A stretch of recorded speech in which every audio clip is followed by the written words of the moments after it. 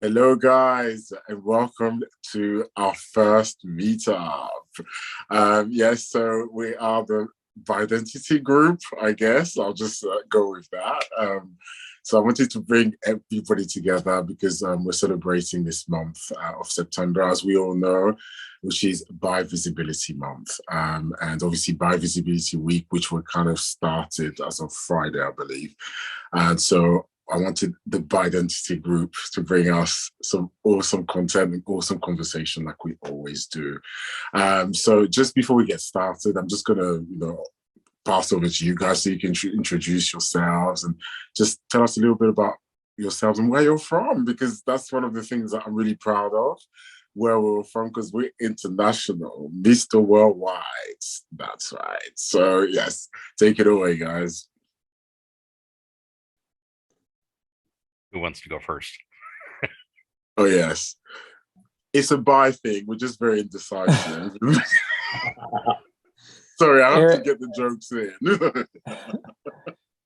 Eric, it would be great if you would start. Otherwise, I don't know if Ross is able to, but that would be good too. That way we don't forget about Ross because the video is not on. Yeah, I can hop in. So as an introduction, so I'm Ross. I work in higher ed full time. I also am a singer, songwriter, and author, born and raised in Los Angeles. I'm really excited to join the call. When I saw the talking points, there was a few that stuck out to me that I've never gotten the chance to express or mentally exercise. So I'm just happy to kind of participate with everyone, even in a backseat way, since, as you mentioned, my video's off and I don't have a picture on. That's just fine.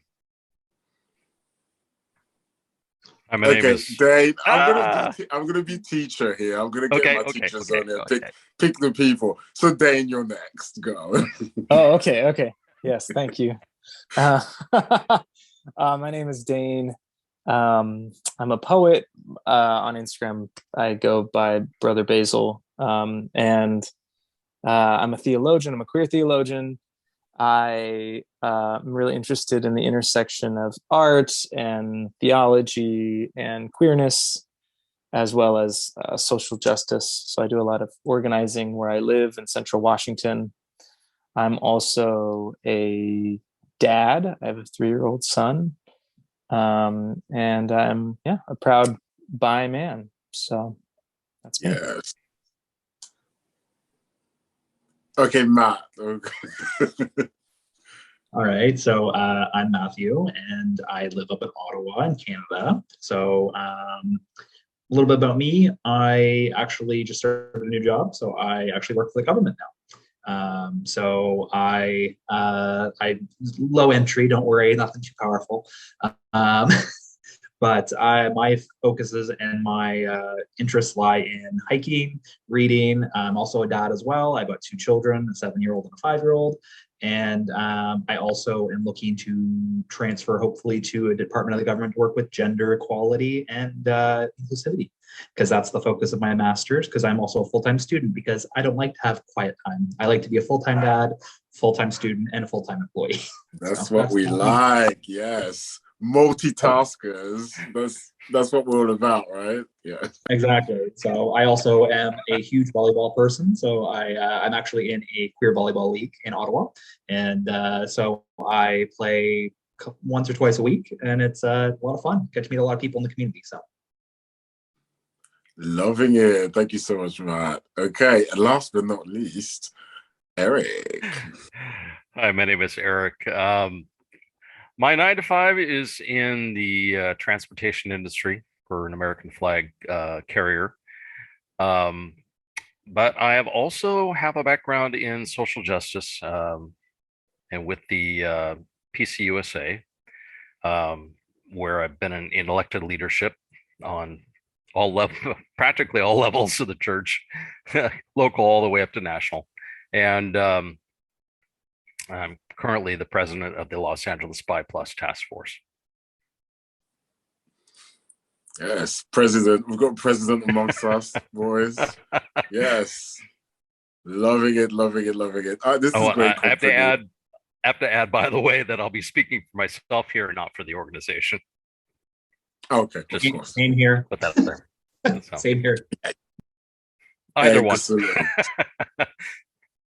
Nice. Excellent. Great company that we're in. So last but not least, so I'm Jan. I'm also a dad. I've got two lovely children, energetic, that, don't let me sleep and that kind of stuff. I am a multidisciplinary entrepreneur. I've kind of been in every kind of business kind of ventures that you can think of. I'm currently an ecopreneur. I plant trees in Western Africa. I'm a model. I'm a commercial model, grooming guy. So, face and that kind of stuff. And I've kind of stepped into the LGBTQ community kind of via activism in a sense. My favorite thing at the moment, my platform, is my Bi-Identity platform, which is an extension of it here. And also my men's magazine, Open Door Men's Magazine, that has been created from my publishing house. So yes, that's just a little bit about me. We'll keep it really simple, or else I'm going to have to read off the whole thing. What I've noticed is, by guys, what we do is that we're just so multi, and it comes with the territory, I guess. We're just multifaceted people, and we're just awesome. So yes, loving it. Lovely to meet you guys. So let's head into the different topics that I had today. So I just wanted this conversation to be light and fun, because I wanted us to just reflect on our identity, our bi-identity. And so I have 5 questions I'm just going to ask. Make it as jokey, as lighthearted as you want. That's no problem. Because, a lot of the time we have these really heavy conversations about, bisexuality and our identity. And sometimes you just want to keep it light. So the first one is, if you had to describe being bi in one word, what would it be and why? You're asking us to make choices. Yes, I know. I'm shooting myself in the leg with this one. It's not going to work. Just one word, one choice. For me, it would probably be, possibility. I guess because we, we have the capacity to, have attraction to multiple genders, to people in general. I think it's just we have a lot more. We can kind of see the gray areas. We can see the multiple perspectives. So I feel like possibility is kind of the word that came to mind. Love it.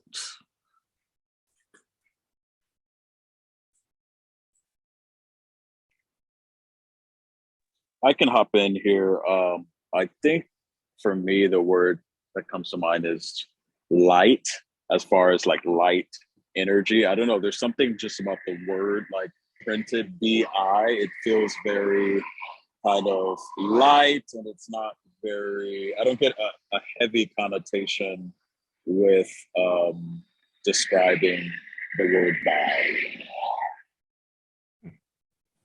I love that. Light. Wow. Okay. Eric? Well, for me, I hit complicated. Right. Okay. I knew someone was going to come up with that. I knew it.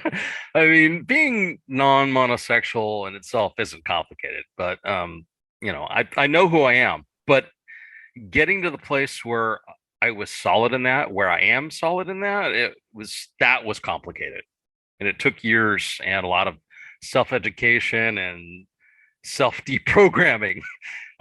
Navigating the world in certain spaces as an out by omnisexual queer man is, or can be, sometimes complicated. So complicated is the word.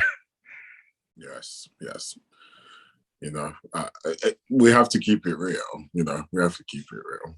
I definitely can vibe with that word. Complicated, complex, anything like that. Absolutely. Yeah. I guess it depends on the day. It depends on the day too, right? Because right. I guess, some days you wake up and you're just like, okay, this shit is complicated. And then like today on this call, just seeing you all here, I'm like, oh, the energy is very light and kind of friendly. Yeah, so it definitely depends on the day, but I agree with complicated as well. Yep. Yes, Dane, go on. Yeah, I think the word that comes to mind is fluid. And I mean, like, obviously, well, I don't know. I identify very much with being sexually fluid, but I think even just being bi, there's a fluidity to it. It's dynamic, it's moving, it changes over time. I feel like something that is different about being bi than other identities is that there is this connotation that things I specifically like Robin Oakes definition that really like captures some of that fluidity. Like things don't have to always be the same, and there's not necessarily something wrong with that, right? Like that's actually part of the identity. I find really helpful because then it makes me less paranoid and freaked out and anxious about like the fact that I change all the time. um, and I can meet people where they are as well, which I appreciate. So what about you, Jan? Oh, I like it. It turns it back to me. I love it. Yeah. Yes. But I love this fluidity because that kind of came up in the conversation that we had, when we talked about, just how fluid in movement, it just, physically and emotionally. So yeah, I vibe with that. My one is actually quite similar. Mine is bridge. Okay, that's the word that comes up because on my Bi-Identity channel, I talk a lot about this. I talk about identity as our identity being the bridge because we're kind of like, you've got straight, you've got gay, and then we're kind of like in that space, And to me, we're kind of like the piece of the puzzle that's missing that brings everything together. And I think we are that piece of the puzzle, but people don't know yet that we are the piece of the puzzle that's missing because obviously we're still erased, so we're trying to fight not being erased and putting our narrative out there so that people know that we are, the bridge that connects all this. I feel like we are so misunderstood because I don't think that people take the time to understand what this is or appreciate what this is. Yes, we've used words such as complicated, complex. These are all part of it, but there's a certain beauty in this. And when I think of a bridge, that's what I think of. I think of something that it's just beautiful and that just kind of, is that place where people meet, that place where you can go from one extreme, one end to another. And that to me is a very beautiful thing. I always choose to see that side of things. I definitely agree.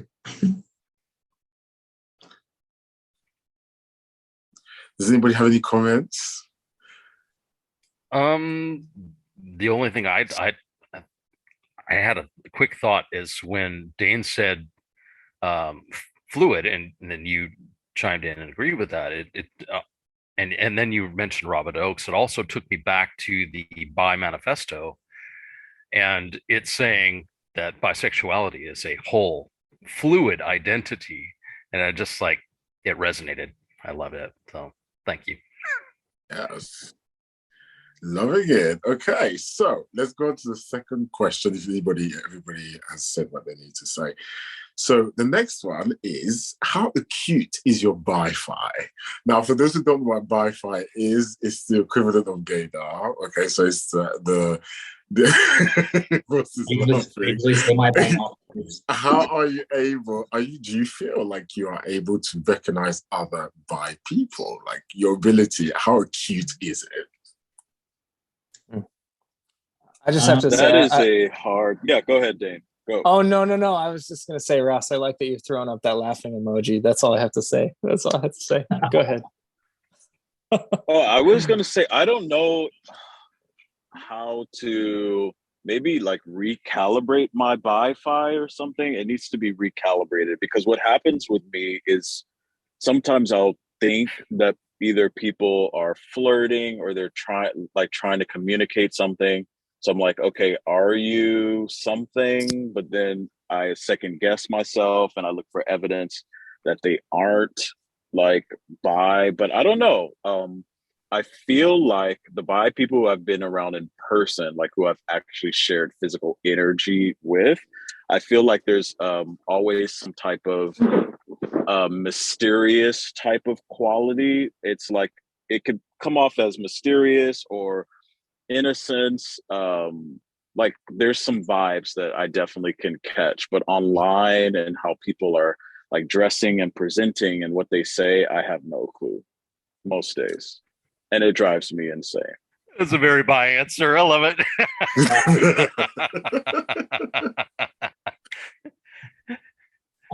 I kind of have to agree with Ross. I mean, I can pick up on like energies and like feelings a little bit, but I'm kind of the same thing. I'm oblivious. So like I will see a person and it doesn't even, like, for me, it doesn't even register. Like I think I've trained myself to not question and kind of just be like, oh, they are what they are. Like the orientation doesn't matter if they feel comfortable telling me. Like even with regards to like in a social situation, like my volleyball team, for the last year, I know 2 of their orientations, but I don't know anybody else's orientation. So, but it doesn't, like, I guess my binoculars is probably pretty off because I don't, I'm just oblivious most of the time. I'm like, la, la, la, la, oh, maybe. And that's a very bi answer too. Yes. Oblivious. Dane? One thing that I mean, I feel like I get it. I feel like I get vibes, from people, and I can kind of feel things but I think what's hard is that there are so many folks who are still, closeted, right? And so it's kind of like maybe there is genuine attraction, or maybe there's, they are trying to communicate or unintentionally communicating, and I am. Maybe my bi-fi is on point, but if they're not aware, or they're gonna remain closeted, like so many bi people, specifically bi men, right? Like I think we're the lowest population to be out or something. Don't quote me on that. There's research about that. Okay. It can make it hard. It can make it confusing because I'm like, I'm pretty sure about this, but you don't seem sure, or you're not ready to be out. And I respect that. I totally respect that, but it makes it hard for me I think time will tell.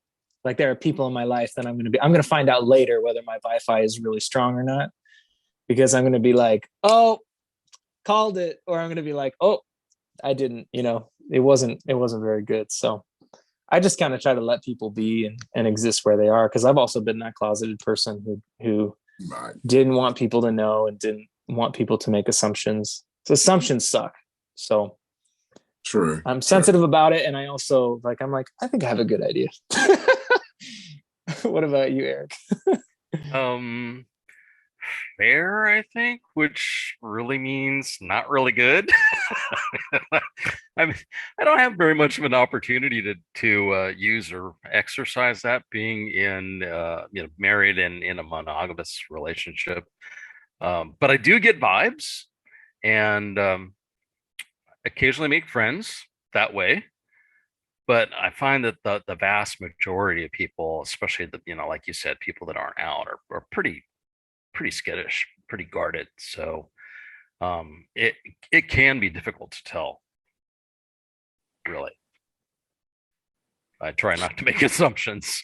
Yeah, and the assumption part is very important, because I think we've all been there, where the worst thing that people could do to us was to assume certain things, because more than they were always going to make the wrong assumption, and that was the gay assumption, so there's always this thing. So I completely understand that, but I think when I meant bi-fi in that sense, it was more recognizing each other, not necessarily in the romantic way, but just recognizing each other. And for me, I'd like to think that my bi-fi is strong because obviously I teach. I'm a teacher with my students, especially the male students. I can name. I've got 3 that I kind of thought, yes, they're bi, and then it turned out that they were. There was 2 that we had the conversation because I'm very out. I've got like my flags and whatever else. So we had the conversation, and there's another one.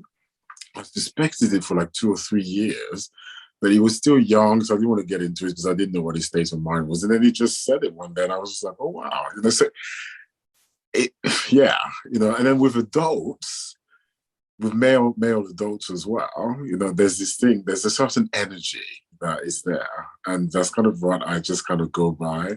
And I think the more that I've got to know more bi guys, like whether it's like on, you know, online or whatever, like it's confirmed the type of energy that's there. Yeah, it's just difficult to explain. It's difficult to explain, but it's a very fine, it's a very fine feeling, very fine energy. It's different to the gaydar. I think the gaydar is easier, you know, I think anyways. But with this, it's like you have to be more like fine-tuned to get it, you know. So that's why I thought it would be an interesting question to ask other people. And Jan, actually, when I was listening to your answer, something I thought about, for me, it seems like sometimes bisexuality, it exists right under the surface. You know, like sometimes it's like in the details.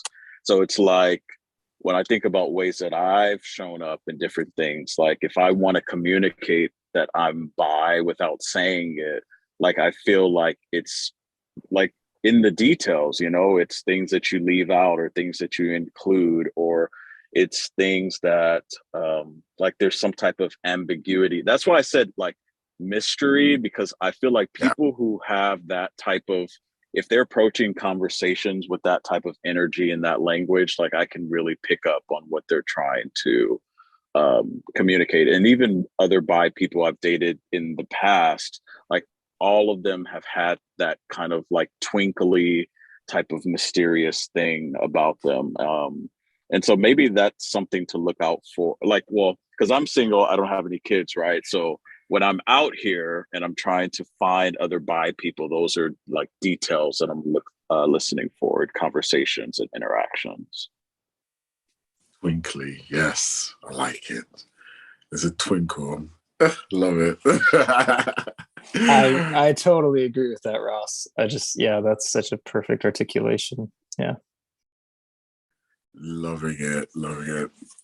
Okay, so the next point I wanted to ask was, what one misunderstanding would you want to correct about being bi to the world? Because we know that, you know, when it comes to misunderstandings, I think this is like the most misunderstood thing in the world. So which one of these misunderstandings would you want to address? And what would you say?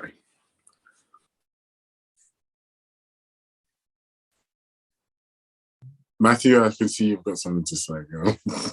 I'm thinking, I'm leaning more towards it. I mean, there's many, but I think that for me,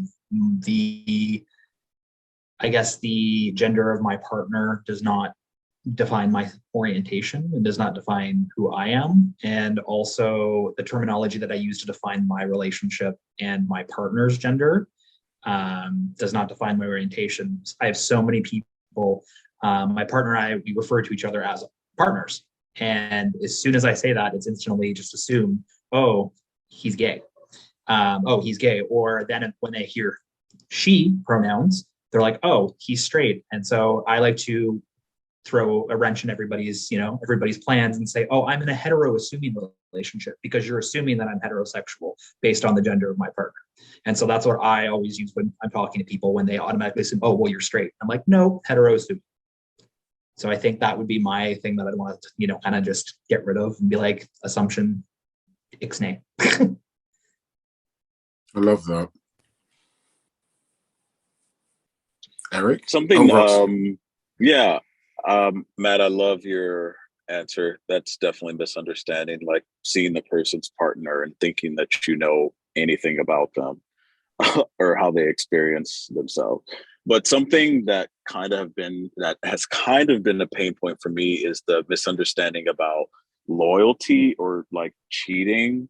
And I mean, I'm not the moral police. I don't attempt to be, but I've always found, even with other bi people, like this is a topic that always comes up, just about like cheating and, not being able to trust. I mean, I don't know if you can pin that on a sexuality, and I don't understand why it gets well, I mean, I understand why it gets pinned on bisexuality, but I just don't think that is fair to be seen as absent of, like, you can't commit or you can't be loyal, because actually I think I'm a super loyal person. Like I show up in all aspects of my life, like 110%.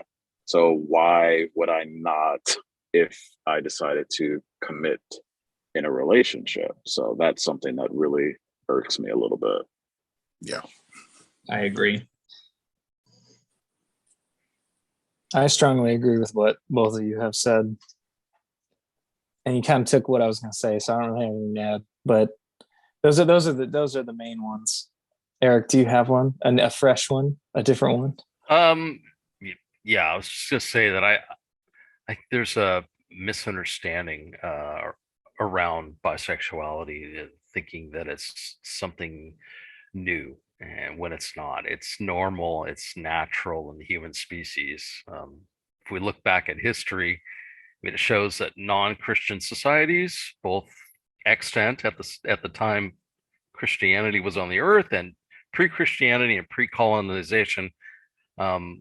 So for the bulk of human history, these societies knew about and celebrated about what we now call bisexuality, and as well as other genders, multiple genders. This is in actuality what is natural and normal, not the forced binary of straight and gay with nothing in between, just this sharp dividing line. As we gather data in science bears this out as well. So that's the reality of it. See, mine is, it's about sexual positivity, obviously. So my thing is that, the hypersexuality. So we don't, just because we're bi or fluid, it doesn't mean that we have to be seen as hypersexual. And if we are sex positive, it's because we are as people, as an entity, not because of our orientation. Because that's one of the things that I've come across quite a lot because of, the way that I present myself and whatever else, the things that I stand for. I've had many conversations about that with, a few of you here, and that for me is it. I am sex positive because of my nature as a man, as a human, not because of my orientation. And that seems to be, for some reason, something very difficult for people to understand. And so this is something that I spend a lot of time talking about. But if there was one assumption, I mean, my one was going to be what Ross said, because obviously being married, monogamous relationship and things like that, this is something that comes up all the time, and also, actually, as an extension, I often use that thing that, we're not evil people. I say that quite a lot because actually, that's one of the things that was I was exposed to, kind of thought, the way of thinking, not exactly evil, but bad, that, we are bad and that we're the worst people. Again, like Ross said, devoid of morals and things like that. That was a big, big point for me last year. And this is something, again, that I keep talking about and fighting against. But to fight to exist, for me, has been breaking down these assumptions, rightly or wrongly so, because some people believe that, I shouldn't have to do this and I should just live my life. But I don't feel comfortable just doing that without actually breaking down the assumptions that people have against me or people like me. I just can't. So that's the reason why this is important. I had a just real quick comment. And I think I've spoken to Jan about this, and I think it was on the conversation you and Dane had. Just because sometimes I feel like if we sanitize the way that bi people can show up, I feel like that is just as kind of damaging. Like we say, oh, like all bi people are, like perfect and like buttoned up, and this is like, you take away humanity whenever you try to police and like do things like this. It's just like, these are people show up differently. Some people are sex positive, some people are hypersexual, some people are like virgins. I mean, it doesn't matter. Like, we are people and we deserve the respect and like visibility as everyone else. And I get the need to sanitize maybe in the face of a larger narrative, but I feel like sometimes it's damaging to do that because you erase someone else's experience, you know? I don't know how you all feel about that. I'm right there with you. I think they're all valid forms of sexual expression, or just expression as a human being. On the other hand, though, we are quite often fetishized for this very fact, this very thing. So That's very true. I think that I just agree with Ross, and I actually have to get going pretty soon, which is sad to me. But I think part of the freedom of being bi, which I hope to retain, since we have this opportunity of being a relatively invisible group of people who are becoming visible, is really to not play to respectability politics too much. And to say, no, bi men in particular, can be faithfully committed monogamous relationships. They can be ethically non-monogamous. They can be, sex positive. They can be queer as fuck. Like, they can be anything that they are called to be. And it's not necessarily, immoral or evil, right? Like, so I think I feel a little bit fiercely about that. Like, I don't know. I think having that space is super important, and one of the magical and wonderful parts of being in this community. And I'll be holding on to that quite tightly. Yes. So Dane, before you, because you have, how long do you have until you go? I have like 2 minutes. 2 minutes? Yeah. Okay. Can I ask the next point, and can you answer it before you go? I'd love to get your. I'm jumping right to the end now. It was so good. It was good to meet all of you too. And I'll answer the question, and then I'll log off, and you guys keep talking, and then I'll come back and listen to what you said. Yeah. Okay, go ahead, Jan. So it was, if you had to be reincarnated, would you choose to come back as bi? Absolutely. One thing I like to say is that if you can be bi, you should be. If you can, you should. And because there's such a fullness, there's a possibility. Why would you want to? I don't know. For me, I'm like, why would I want to come back and have limitation around who I'm attracted to, based on gender? That just doesn't exist for me. Not to say there aren't difficulties with it, but the difficulties aren't because something's wrong with me or you or any of you. It's because there's something about the culture that we live in that makes things challenging. So if I would change anything, it wouldn't be me or any of you. It would be the culture in which we were, raised in. That's it. That's all I got to say. Thank you so much. Okay, same question to you guys. I would say yes. I would say I kind of agree with everything that Dane said. I think the possibilities, just the capacity to just love everyone. I think that's just such a words are failing me, but it's so monumental. And for me, I think that the only thing that I would change is could not wait to accept it in myself till later in life. So I think if I keep reincarnated, it'd be like, hey, this is who I am, and this is who I'm going to be. Love it. Eric? Absolutely. Wow. Only I would hope that when I come back, I would get to pick the time period and make sure that it's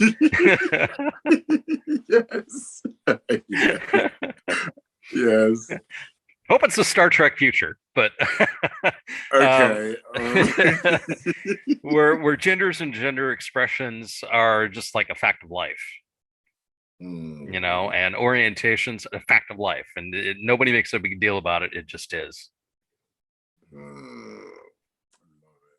I love the positivity of this. Like, that we really love who we are, like, and where we're at. I love that.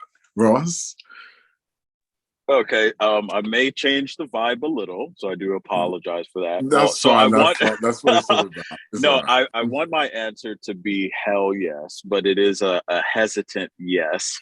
And the hesitant comes from kind of what Dane said. I mean, in this type of society, it kind of is what it is. And I feel like I don't know, sometimes I don't know if I if given the opportunity, so if you had all the sexualities on the table, would I choose this one first? And that's something that I don't know. And I'm probably, like, I've done a lot of work on myself to get to where I have now. I definitely think my life has improved. So that's why I say hesitant yes. So I have experienced the personal growth and the comfort in my body, but I'm not at a hell yes to where if everything was laid out on the table, I would grab the buy one. I mean, conceptually, I know there's more benefits, but just in my personal narrative, I'm not at a hell yes yet. Yet. Love it. Love it. Valid. Because that's what Completely it's valid. about. Yeah, absolutely valid. Totally. And I love that analogy, that imagery that you're bringing, where it's like all the sexuality orientation on the table, and you come forward and it's like, okay, choose. If you're like in heaven or whatever, whatever your beliefs are, I would have chosen that one, because when I found out that I was bi, I was so excited. Like, I was so excited. I can't put it into words. I was so excited because it just kind of fitted in with who I was as a person, like my personality, the way that I show up in the world, my interests in the world. Like, I'm a multi kind of person. And so it made sense. It made perfect sense that this was also going to be me. I'm mixed of identity. I'm from different cultures, different bloodlines. I've lived different places in the world. My brain is thinking all over the place. So it makes sense for me. So yes, I would have definitely picked that. And I would come back as bi or pan, whatever you want. But anything that's like multi, I would definitely come back. And that question, this is a question that, I thought of when I was, doing my musings. And it was such a powerful impression that I had. And I asked myself that question last year when I was in the middle of, officially, coming out and claiming my identity. And even at that time when things were so raw and everything was so difficult and people were just kind of like, rah, rah, rah at me, the answer was still the same. And so I was like, yeah, if I came back, I'd want to do this all over again. No shadow of a doubt. So... And I wonder if there's a distinction, sorry to cut you off. I wonder if there's a distinction between choosing it because it's true or choosing it because, like, oh, this is what, you know what I mean? So if I have all these options on the table, I'm going to choose bi because that's true for me, opposed to, heck yes, like, I want this one. Is there any distinction between that? It's true for me, or that's what I want. I think the kind of Matt, what are you going to say? I was gonna say, yeah. I mean, I get it. Like, I was gonna comment, Ross. Like, I totally get where you're coming from with the, like, it's not a hell yes yet. I know for me, it was kind of the same thing. It was like when I first came out, I was really happy that I did, but I wasn't I wasn't fully accepting of myself yet. I only came out recently as well, and I think that I definitely, like, your answer is very valid. I think that it's understandable, and I think that a lot of bi people go through that. And I think there's definitely that rewiring of the brain and, like, of yourself and your identity. It's like picking apart, I describe it like picking apart the layers of protection that you've spent your entire life, putting around yourself to protect yourself, and knowing that you're not being you. So I think that's really a powerful thing. And I think I definitely understand not the hell yes yet. But coming back, sorry, Eric. I was going to say that takes me back to my first answer and talking about self deprogramming and self education and working along. I waffled for years and just like this is a curse. I don't want this. This isn't good for me. I would much rather be, straight or just be gay, as this is so hard. And yeah, so I totally get where you're coming from. But coming back to the last question that Ross asked, where he said choosing it, whether it's true for me or versus, what was it, true for me or whether it's, Ross, can you ask that again for me, please? Yeah. So I guess the scene is like, okay, you have this table. I'm going to pick this one, like back to kind of what I was talking about. Yes, right? Like a hesitant yes. I'm picking this because it's true, not because like I'm excited about like this option. I don't know if there's a distinction. Maybe maybe I confused it from what you said, but I was just thinking like, okay, I'm picking this because it's true, not because this is like the option, like I'm excited about this actual option.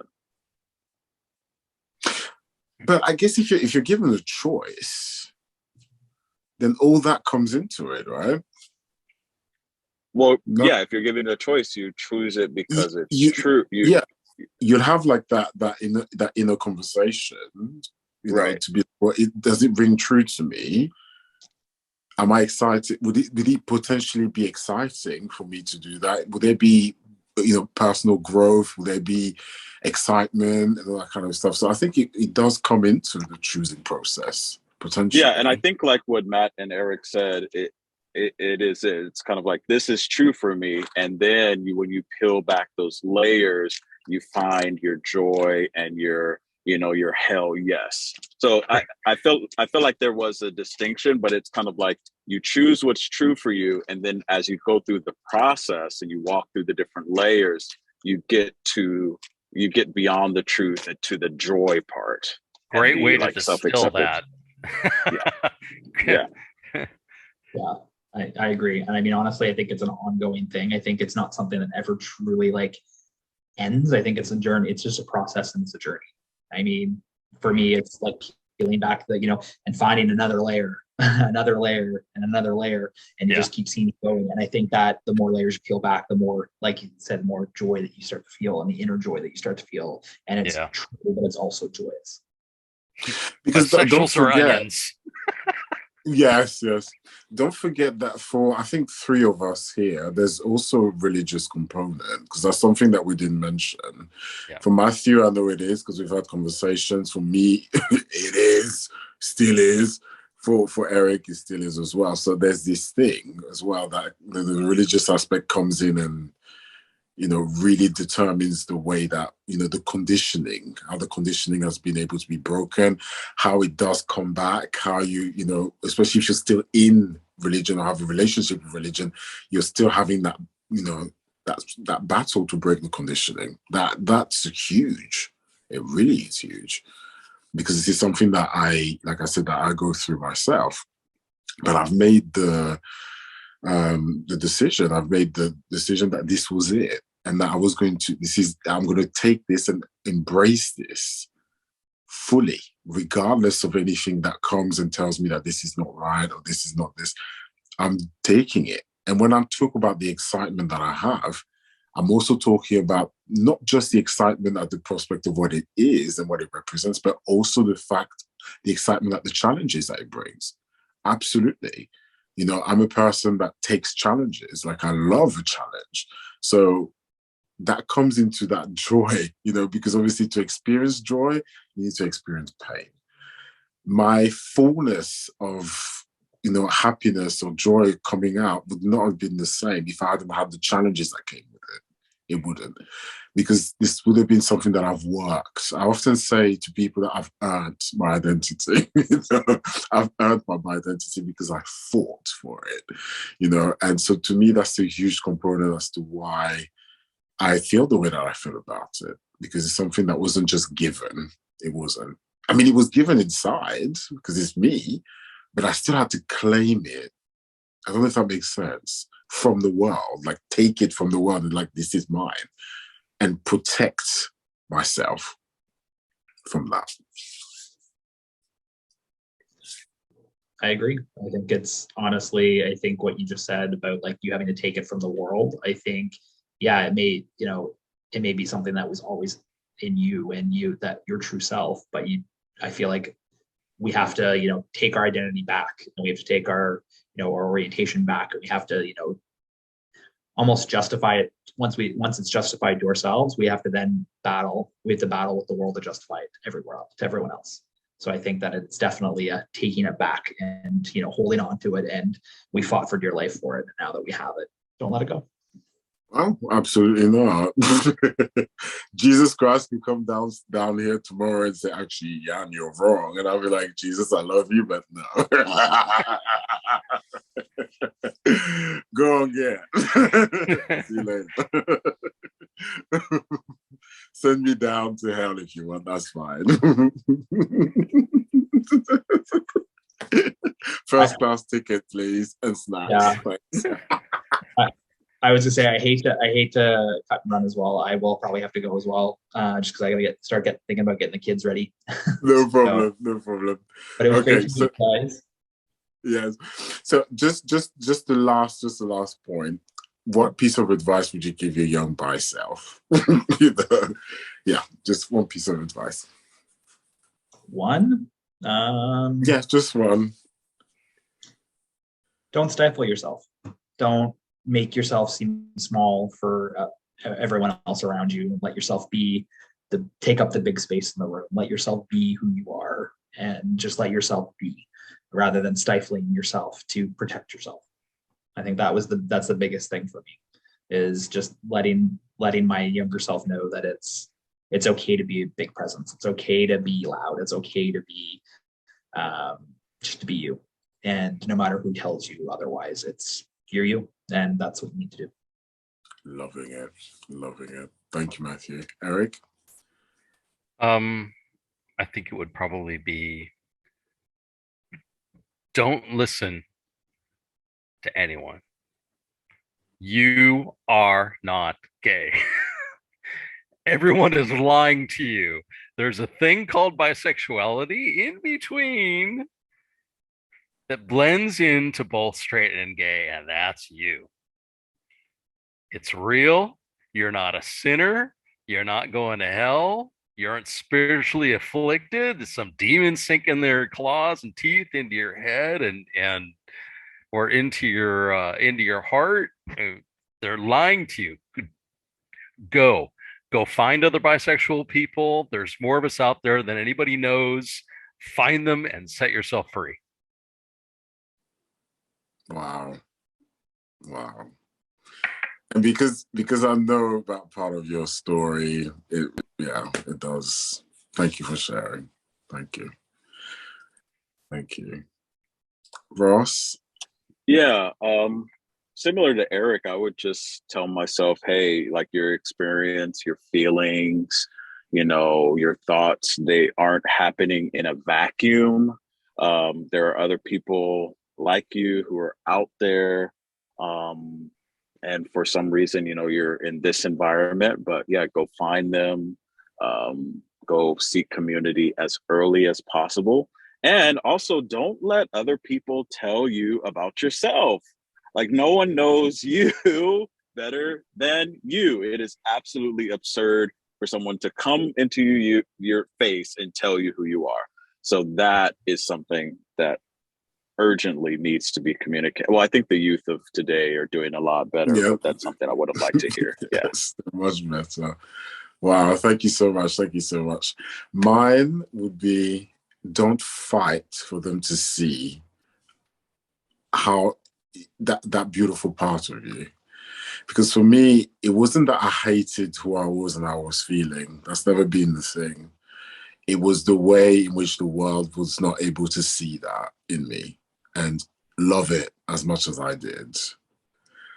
And that's what plagued me for years. I've always been very comfortable in myself. I've just been like me, for ever since I can remember. And I just wanted everybody around me to see that and to love it. It's just to be like, yeah, you've got like that kind of energy. Like, it's cool, it's great. But they were not seeing it like that. And that's what broke my heart the most. And so, yeah, that's the advice that I'll give myself. They don't need to validate how beautiful you are inside. They don't need to validate your energy. You're fine. Just keep going. So yeah. That was beautiful. Sorry, I was just like, of course, thank you so much, guys. So in interest of time, I don't want to take too much more of your time. I'm just so thankful that everybody was able to be here today so that we were able to share this first conversation, which will be the first of many. So let's make this happen more often, and let's share. Absolutely. So thank you so much for turning up. And yes, if you guys don't have anything else to say, that's fine. I'll end it so that everybody can get back on the internet. Well, thank you for having us. And because I know Matt's hungry, so well, not even that. I gotta get the kids eating so that way I can get them to bed, so I can have some time to get some stuff. Oh yeah, of course. Yes. No problem. But thank you guys. It was nice to see you all in person and to talk about everything. And hope you guys have a great rest of your Bi-Visibility week and month. So you too. Yes, thank you so much. Thanks for putting this together and allowing us all to be here in this space. Yes, I want to do this once a month, if it's possible, for us to get together once a month. So I'll put down the details of the group and then we'll just make that happen. That'll be so awesome. Okay. Perfect. No. Sounds good. Okay. I'll drop my email address so that you can share the recording with me, Eric. Okay. No Have problem. a good rest of your day. Thank you, guys. See you, everybody. Hasta luego.